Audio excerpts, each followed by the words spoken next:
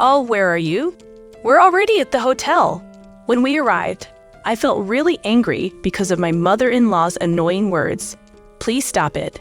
Did you invite me with that intention from the beginning? Don't say such things. I didn't realize you weren't here. That's not true. It's too late to come and pick you up now. Why don't you camp out there alone? That's hilarious. Do it. I could hear my sister-in-law's voice over the phone. My father-in-law and cousin are probably not nearby. It's a family trip, so don't bother us. You're a nuisance when you're around. They shouldn't have invited me in the first place if they were going to do something like this. My name is Julia, and I'm a 26-year-old housewife. My husband Daniel was originally my senior at work. I was attracted to his reliable and capable work, and we started dating, leading to marriage after a few years. Soon after, we decided to live with my in-laws. I wanted to live with just the two of us, but my mother-in-law suggested it. Since you're coming to be my daughter-in-law, it's only natural that you live with us. That's not relevant nowadays, is it? Both of you are still healthy. Daniel said that, but I couldn't refuse too strongly. I wanted to get along with my in-laws, and I didn't want to argue with my mother-in-law right after getting married. I decided to do as my mother-in-law said and nodded. I'm okay with living together. Really? Well, if Julia says so, I'm okay with it too. Okay then, nice to meet you, Julia. But looking back now, I should have refused with Daniel at that time. Since we started living together, I've been bullied by my mother-in-law almost every day. Julia, have you taken out the garbage? No, not yet. Why haven't you done it yet? I was planning to do it all at once after finishing the morning cleaning. Don't do whatever you want. You have to follow our way of doing things. I thought I was acting efficiently to help in any way I could. But to my mother-in-law, I must have looked like an uncooperative daughter-in-law. I'm sorry. I'll take out the garbage right away. This isn't your home. You have to follow our way of doing things. Okay, after taking out the garbage, you also need to clean the toilet and the bath and do the dishes. You're a housewife, but you can't even do housework properly. My mother-in-law complained like that, pushed all the housework onto me, and started watching a movie she had recorded while lying down on the sofa. I thought we would share the housework, but did my mother-in-law intend to push everything onto me from the beginning when she suggested we live together? I had no choice but to put up with it and do the housework every day, even though I thought it was unfair. And there's another person who harasses me. It's my sister-in-law, Aurora. Aurora graduated from college but hasn't found a job and has been living at home playing every day. My mother-in-law seems to be very fond of her and spoils her. I didn't want to interfere with her situation, so I didn't mind at first. However, Aurora began to treat me like a servant. I want you to drive me to the station because I'm going to hang out with my friends today. What? Even though it was obvious that I was busy with housework, she asked me to do this. The station wasn't far away, so I could go there alone if I wanted to walk. But Aurora always asked me to drive her. Can I do it after I finish hanging the laundry? That would make me late for my appointment. Aurora's requests were always sudden. Okay, it would be helpful if you could tell me a little earlier next time. I also have my schedule. I smiled, suppressing my anger at Aurora's attitude of asking for things without considering my situation. It was decided suddenly. Aurora answered without looking at me, staring at her phone. Is this how you ask someone for a favor? She's already an adult. I couldn't suppress my irritation with Aurora, but I didn't show it on my face and took her to the station. I'll probably be back around 10 p.m. Aurora only told me her return schedule without thanking me for the ride. She speaks as if it's natural for me to pick her up. But couldn't she at least show some gratitude? Does she still think I'm some kind of servant or something? But since I'm not related by blood, I can't get angry with Aurora. If I make even a slight sarcastic remark, she'll probably report it to my mother-in-law, and then I'll get a lecture from her. That would be a hassle. I didn't want to cause any trouble, so I had no choice but to put up with Aurora's selfishness and listen to her. When I returned home with a sense of frustration, my mother-in-law yelled at me, "Hey, the laundry isn't done yet. Hang it up right away after you're done washing.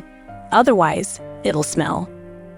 I asked Aurora if it was okay to do it after the laundry was finished, considering that she was going to be late, but I had to interrupt my work and take her because she said she would be late. Nevertheless, my mother-in-law was angry with me. "It's unreasonable. Why can't you do housework in order?" "I have to take Aurora to the station, no excuses. Do the laundry again." In the end, I had to start the laundry all over again. I sighed and went back to doing housework. During the day, I'm being bossed around by my mother-in-law and Aurora every day. But when Daniel and my father-in-law come home from work, my mother-in-law's attitude changes completely. "Julia, thank you for your hard work today. Thanks to you, the housework went smoothly." She says such things with a smile. At first, I was confused by this change in attitude, but now I'm used to it. "How was dinner today?" "I made it while Julia was teaching me." "Is it delicious?" "Yeah, it's delicious. The flavor is just right." "I'm glad." She probably doesn't want Daniel and my father-in-law to think that she's pushing all the housework onto me. She speaks about cooking as if she made it herself. In front of the two of them, my mother-in-law and Aurora pretend to get along with me. Because of this, Daniel and my father-in-law don't realize that I'm being bullied by the two of them.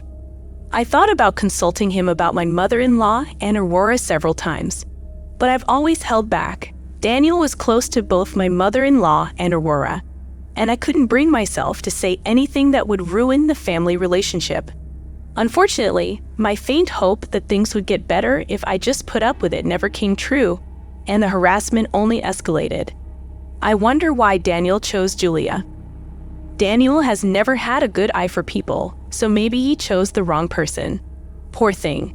Recently, I've heard such backbiting comments that I can hear. As usual, the attitudes of the two have not changed, and Aurora treats me like a servant and makes selfish demands. My mother-in-law pushes housework onto me and has recently started going shopping. Nevertheless, I didn't complain and managed to get by somehow. Then one day, Aurora suddenly started saying that she wanted to go on a family trip. "How about going on a trip? We haven't gone as a family recently, have we?" "That's a good idea. I was just thinking about wanting to go too." The two of them invited my father-in-law and Daniel with shining eyes. "A trip, huh? Right, it's good, isn't it? Even Dad must be tired. Go on a trip and relax." "That's right. Should we go on our next day off? Let's do it." It's something that Aurora and my mother-in-law have suggested. But anyway, I'll probably be left behind because I'm not just a family member. I thought that and didn't participate in the conversation. Then Aurora asked me, "Julia, you're going too, right?" "Huh, me too? Of course we're family. Julia should go too. She always works hard at housework." I have a bad feeling about the two of them. "That's right, Julia. Don't hesitate and come with us." In the end, I decided to participate in the trip because Daniel said so, even though the two of them suggested it. On the day of the trip, Daniel was driving, so I sat in the passenger seat. Since my father-in-law and Daniel were also there, I was relieved that they wouldn't blatantly harass me. I was so relieved. However, an incident occurred when we stopped at a rest area on the way to the hotel on the highway. Aurora started saying that she wanted to go to the restroom. "Huh, but we'll arrive at the hotel soon. It's just around the corner if we get off at the next exit. Just stop at the rest area." Okay. Since she couldn't hold it, we had no choice but to stop at the rest area. Aurora, my father-in-law, and Daniel went to the restroom together, and my mother-in-law got off to throw away empty plastic bottles and trash. I didn't particularly want to go to the restroom, so I decided to wait in the car. When my mother-in-law finished throwing away the trash and returned to the car, she said, "You should go to the restroom too." "No, I'm fine. There's no more restroom ahead," but Daniel said we're already arriving at the hotel. Despite my refusal, my mother-in-law tried to make me go to the restroom. "That's true, but it'll take a little longer. It would be a nuisance if you said you wanted to go to the restroom during that time. So go now. I understand. My mother-in-law was so persistent that I reluctantly went to the restroom, hurrying to move so as not to keep everyone waiting. When I returned to the car as soon as possible, the car was no longer parked where it had been until a while ago. I was stunned for a while, but I finally understood. I was left behind in a rest area with nothing. I panicked and tried to contact Daniel, but the phone didn't connect. He probably didn't notice because he was driving. I called my mother-in-law, but she didn't answer the phone either. In a small rest area with nothing but a restroom, I was full of miserable feelings after being left behind in such a place. If I was going to be harassed like this, I should have refused the trip from the beginning. Then, 30 minutes later, my mother-in-law called me. "Oh, where are you? We've already arrived at the hotel." I was filled with anger at my mother-in-law's irritating words. "Please stop it. Did you invite me with that intention from the beginning? Don't say such things. I didn't realize you weren't here. That's not true. It's too late to come and pick you up. Now, why don't you camp out there alone? That's hilarious. Do it." I could hear Aurora's voice over the phone. My father-in-law and Daniel are probably not nearby. Now it's a family trip, so don't bother us. You're a nuisance when you're around. They shouldn't have invited me in the first place if they were going to do something like this. Don't come here, catch a taxi or something, and go back to your parents' house. Even if you say taxi, this is a highway, you know. Then why don't you hitchhike? Well, no one comes to such a deserted rest area anyway. That's why we won't call you anymore. We'll explain it to Daniel and your father properly. My mother-in-law unilaterally hung up the phone after saying that. What should I do now? When I was at a loss, a familiar car arrived. It was driven by Daniel and my father-in-law. The two of them, who I thought had been skillfully manipulated by my mother-in-law, came to pick me up. Why did you come? I knew they were harassing Julia, and they were planning to leave Julia behind today. What do you mean? According to the story of my father-in-law and Daniel, they had noticed that I was being bullied by them for some time. My father-in-law had even warned my mother-in-law to get along with me many times, but my mother-in-law stubbornly insisted that we were getting along well. In addition, since I didn't consult with anyone, they couldn't be sure if I was being bullied. However, a few days ago, they happened to hear that my mother-in-law and Aurora were planning to leave me behind, and finally became convinced. So my father and I planned to punish my mother and Aurora instead. What kind of plan? Leave the two of them behind at the hotel and let's go home. What? I was surprised because I never thought that they would think of such a thing. So we pretended to go along with my mother's act and left Julia behind. Even though I'm sorry for Julia, but even so, isn't it strange that my mother said that Julian met her friend and decided to go on a trip with her? Yes, I see. They seem to think that we will pay for everything. And they don't even bring their wallets. They'll be in trouble when we leave. Is it okay to do that? I was happy that they said that. But if they took my side, the relationship between the family would be completely ruined. However, Daniel laughed nonchalantly despite my anxiety. It's okay. My father and I were dissatisfied with those two from the beginning, and I won't forgive them for hurting Julia. I cried out of happiness and relief. I'm sorry. Until now, I couldn't help you even though you were suffering. But I know Julia was the one who had been cooking until now. She said she made it herself, but her cooking isn't that good, so I noticed. My father-in-law also said that and smiled kindly, so we left my mother-in-law and Aurora behind at the hotel and went back to my in-laws' house. By the time we got home, my mother-in-law finally called Daniel, but he ignored it. Then my father-in-law received a call, but he ignored it too. Then I received a call. Where are you now? My mother-in-law shouted.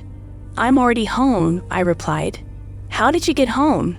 Daniel and my father-in-law came to pick me up, so I was able to come home. What? How did that happen? My mother-in-law started shouting, so I handed the phone over to Daniel. I know that you've been harassing Julia until now, and I knew you were planning to leave Julia behind at the rest stop this time. What? Also, I know that you've been tricking money out of me and my father for a while. No, that's not true. My mother-in-law was flustered on the phone. The two of them had been asking for money from my father-in-law and Daniel by making out various reasons, and they had been buying whatever they wanted with that money. Daniel and I have had enough. Neither of you should ever come back. Finally, my father-in-law said that and hung up the phone. After that, the two of them called us many times. But we didn't answer. The two of them, who couldn't return from the hotel, left secretly in the middle of the night and returned home by taxi. Since they didn't have any money, Daniel and my father-in-law had to pay for the hotel and taxi. In exchange, they decided to kick the two of them out of the house. The two of them cried to me until the end, but of course, I couldn't forgive them. I'll never forget what you did to me, and I won't forgive you. What are we supposed to do now? We don't even have jobs. That's why you should work. Is Aurora planning to stay unemployed forever? We sent her to college, and she's still not working. Well, that's from now on. Live on your strength. After that, my father-in-law divorced my mother-in-law and cut off ties with Aurora. Now they live in a shabby apartment, working part-time jobs and living a frugal life. On the other hand, I live a relaxed life with my father-in-law and Daniel. I enjoy doing housework without being harassed. I am truly grateful to my father-in-law and Daniel for choosing me over my mother-in-law and Aurora. Hope you guys enjoy these stories. If you are interested in watching more, hit that subscribe button. Thank you.